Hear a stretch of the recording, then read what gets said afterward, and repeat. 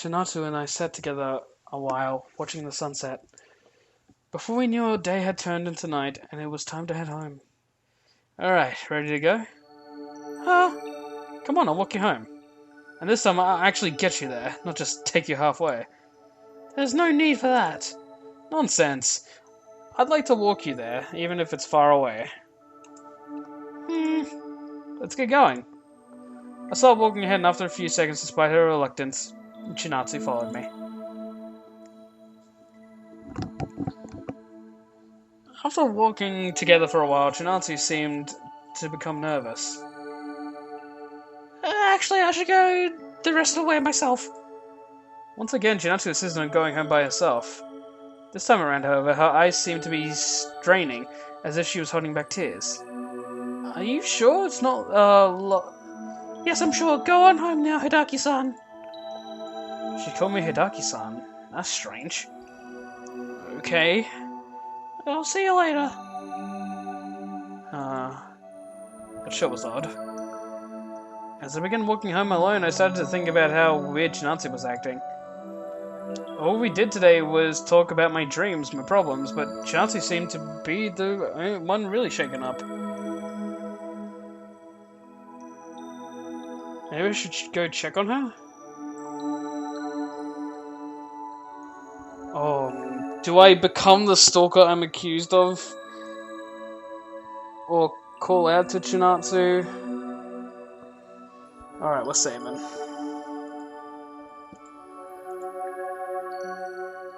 Follow. Let's do it. If Joshi doesn't want me to walk with her, then I'll just have to follow her instead. I might like the idea of being a stalker like another certain someone, but this situation honestly has me worried. I turned around and began to follow Chinatsu. He wasn't far behind me. She returned to the bridge. That's weird. Surely enough, Chinatsu returned to the bridge upon which we would usually meet. This time, however, rather than cross over the bridge, Chinatsu went underneath it. She's going under the bridge? I get that Chinatsu loves this place and all, but what possible reason could she have to go under the bridge? I followed Chinatsu under the bridge. As I did so, however, I quickly found myself completely blind. Crap, it's too dark down here. Where did Chinatsu go? Surely she can't see down here, can she? I guess I'll head home after all. Boo! I wanted to see what she was doing down there. At long last, after a day of pinning, and worrying, I made it home. I settled down, engaged in my usual witty banter with my mother, and sat down for dinner. It sounds like you had quite a day, huh? It was a weird one for sure. That's okay. We all go through these kinds of days every now and then. They're just an unavoidable part of life. That's not very reassuring. Now, don't be all mopey. More importantly, you have to finish your plate. Otherwise, you won't get any dessert. Yeah, you're treating me like a kid now. Or a squid now. No, I'm giving you a choice. You choose if you want dessert or not. That isn't a choice, Mum. God. Fine, I'll eat everything. It's like that chocolate cake is calling out to me. Oh, I could go for some chocolate cake right now. You can do it, Heidi. Well, to polishing off my plate, and of course a sizable helping of chocolate cake, I headed up to my room. I should probably just go to bed. I didn't sleep very well last night, so I'm in need of a good 8 hours. Let's just hope I don't have any nightmares for once.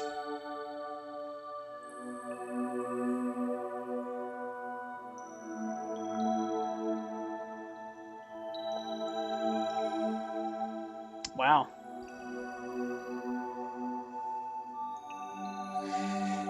What has it been? A week? Again? A month?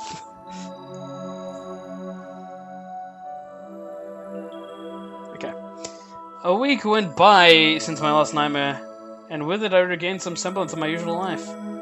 Every day, today included, I rose from bed with surprising ease, ate breakfast without any complaint, and headed off to school without a second thought. Without paying my path any real thought, I found myself walking towards Chinatsu's bridge. And of course, as the name would suggest, I found the Land Baron herself in the same spot as ever. Morning, Baron. Shinatsu didn't reply to my greeting, unsure of whether I was talking to her or not. Okay, I guess that only made sense to me. Let's try this again. Good morning, Shinatsu. Yeah, good morning, Hideaki. How are you feeling today? I'm good. I had a good night's sleep, which restored all of my HP. Gaming. HP. Oh, come on, Shinatsu. Even if you aren't into video games, that reference is pretty basic. Never mind. Ready to go to school? Yeah, I suppose it's about that time. Let's go.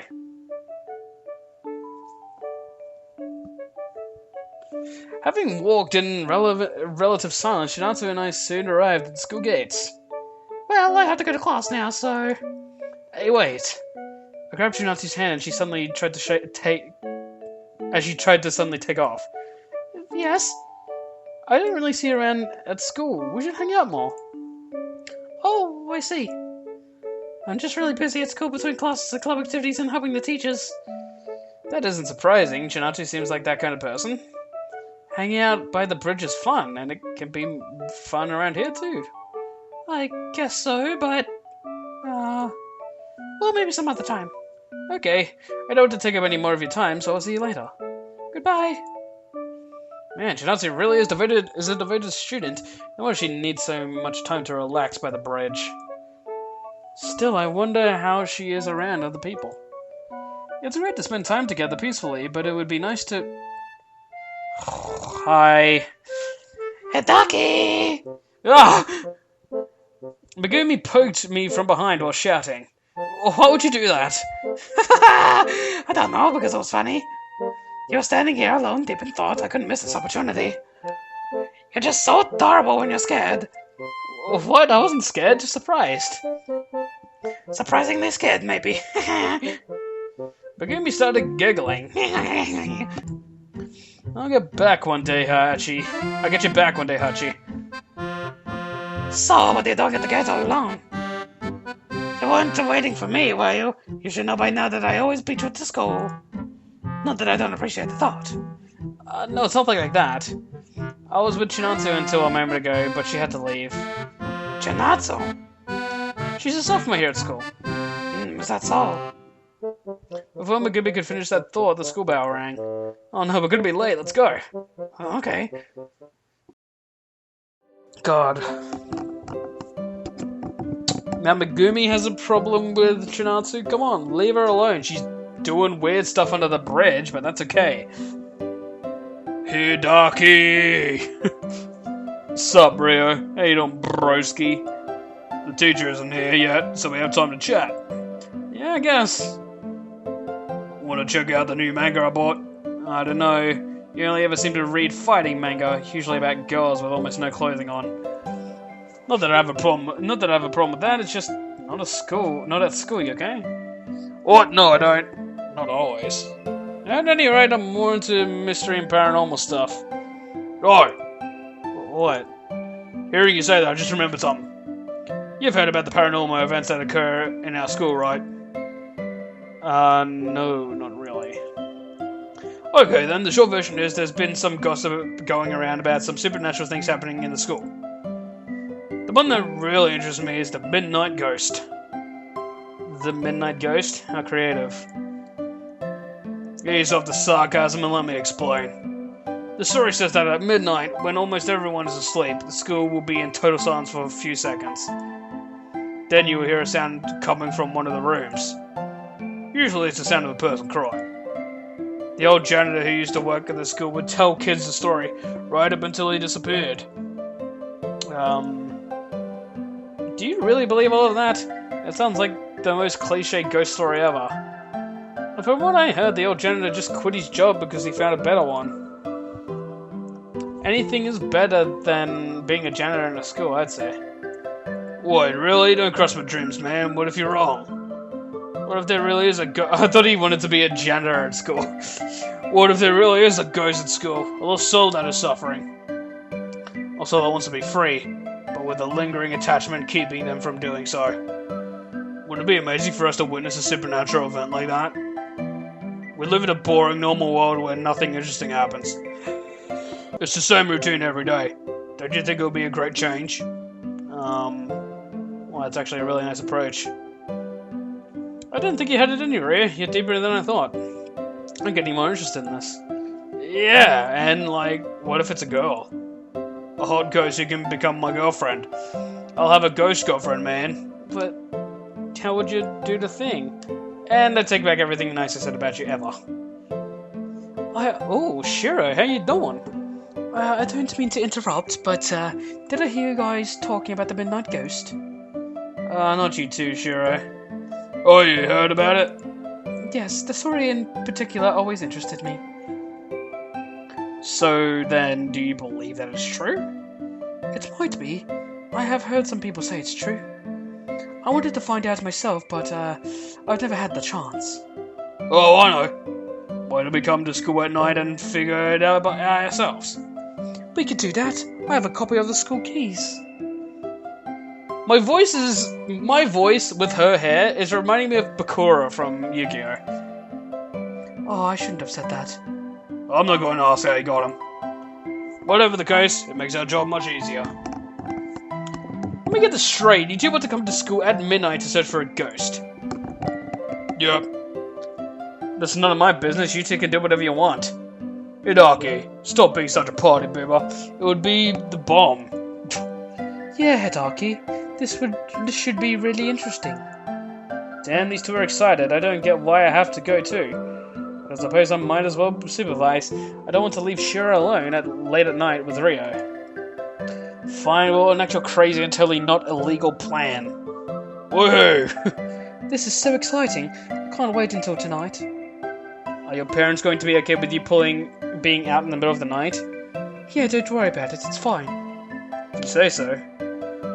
Oh, the teacher's here. As our teacher entered the room, Shiro promptly returned to her desk. Rio, on the other hand, lingered a little longer. Hey, Hideaki, one more question. Yes, Rio? Rio lowered his voice as he spoke, and the tone in his voice sounded serious. Wow, it's rare for Rio to ever sound this serious. Something really important must be. Who the hell was that girl? Did you get another girlfriend, you damn playboy? Oh man, I'm so freaking jealous. You better help me hook up with that ghost girl, you perverted bastard. Sometimes I wonder why I'm friends with this guy. Just sit down, Rio. Okay, everyone, settle down. Returning your seats, let's get started.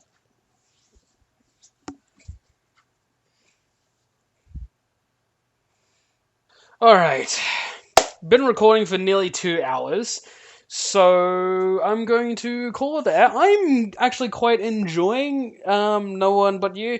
It's not as if it's like this sort of normal romance story and, you know, just stuff and all these cutie girls and stuff. But then there's possibly a homosexual route, and now there's like creepy dreams about Hideaki drowning. And now we're going to investigate a school with a ghost in it. I mean, that's going to be real creepy, I bet. But anyway, it's shaping up good. It's shaping up better than I thought it would be, and I really like that. The writing is also good, too.